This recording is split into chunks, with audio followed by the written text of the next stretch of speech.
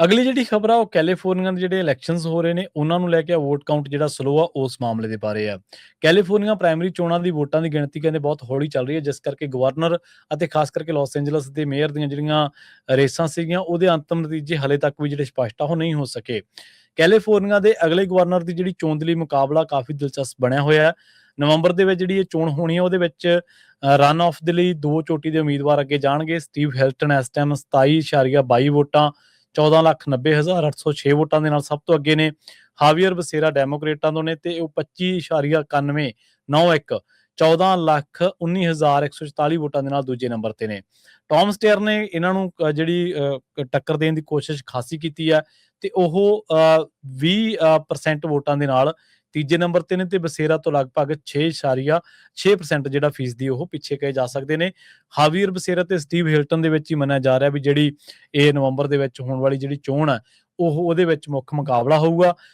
California ਖਾਸੇ time ਤੋਂ ਜਿਹੜੀ state ਆ ਡੈਮੋਕ੍ਰੇਟ ਕਹੀ ਜਾਂਦੀ ਹੈ ਤੇ ਜੇਕਰ ਹਾਵੀਅਰ ਬਸੇਰਾ ਤੇ ਸਟੀਵ ਹਿਲਟਨ ਦੇ ਵਿੱਚ ਇਹ ਮੁਕਾਬਲਾ ਹੋਊਗਾ ਤਾਂ ਕਾਫੀ ਦਿਲਚਸਪ ਤੇ ਕਾਫੀ ਫਸਵਾਂ ਮੁਕਾਬਲਾ ਹੋਣ ਦੇ ਵੀ ਜਿਹੜੇ ਸਿਆਸੀ ਮਾਹਰ ਨੇ ਉਹ ਕਿਆਸਰਾਈ ਲਾ ਰਹੇ ਨੇ।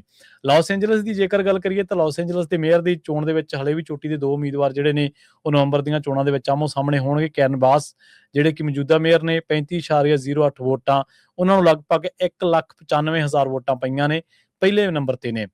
ਦੂਜੇ ਨੰਬਰ ਤੇ ਨੇ ਸਪੈਂਸਰ ਪ੍ਰੈਟ ਜਿਹੜੇ ਕਿ 29.35 ਵੋਟਾਂ ਦੇ ਨਾਲ ਅੱਗੇ ਨੇ ਤੇ ਉਹਨਾਂ ਨੂੰ ਤਕਰੀਬਨ 1,63,000 ਜਿਹੜੀਆਂ ਵੋਟਾਂ ਨੇ ਉਹ ਪਈਆਂ ਨੇ।